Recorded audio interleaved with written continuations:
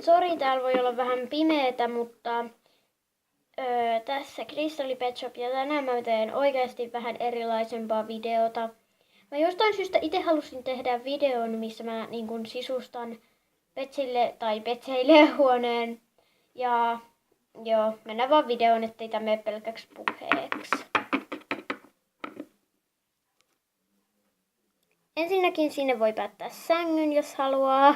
Tai sitten voi ottaa jonkun sohvan, minkä itse haluaa. Ja mulla on siis niitä sänkyjä nyt 5 vaihtoehtoa, että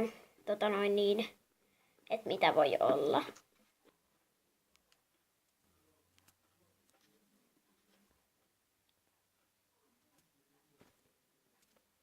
Mä ajattelin, että mä otan tän, koska näyttää ehkä vähän parhaimmalta. Seuraavaksi voi ottaa pöydän tai jotkut yöpöydät tohon. Niin mulla on niitä 2. Siis mulla on niitä 2 vaihtoehtoa. Mulla menee nyt vähän sanat sekaisin. Niin. Mä ajattelin nyt, että mä otan tän, koska se sopii vähän mun mielestä paremmin ehkä tohon sänkyyn.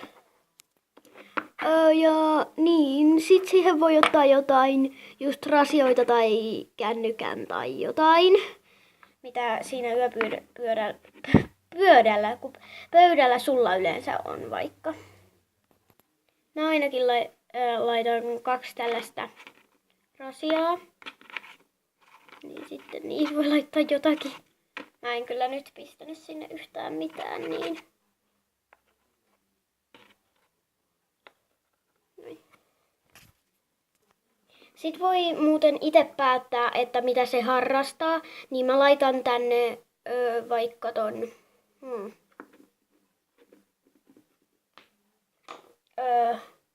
tänne mikin tai esteen, koska mä en tiedä harrastaisiko se laulamista tai jotain semmoista laulujuttua vai estehyppelyä.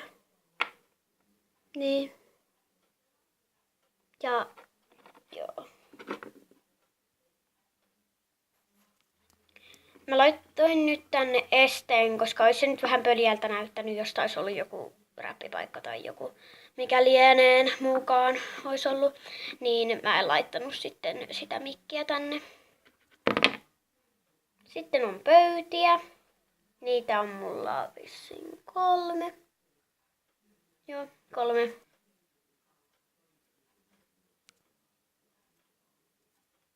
Ja mä otan vaihtoehto 3, koska se on mun omasta kahvilastani, hehe.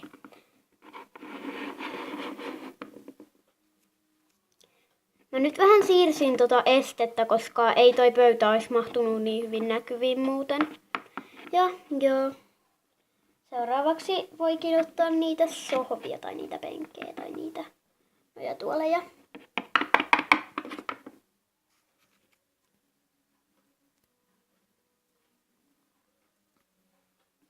Tää on siis mun itse tekemä yhdestä muovailuvahasta, niin mä otan tän, koska en mä viitti ottaa kaikkea, mitkä on mun kahvilasta, enkä mä halunnut myöskään sitä ihmeen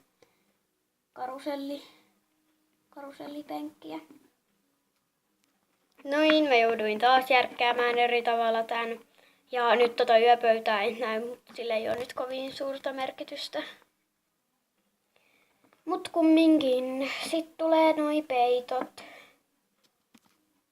Ja mä unohdin siis noi tyynyt kans, kun vaan peitot tulee myös noi tyynyt ja peitot.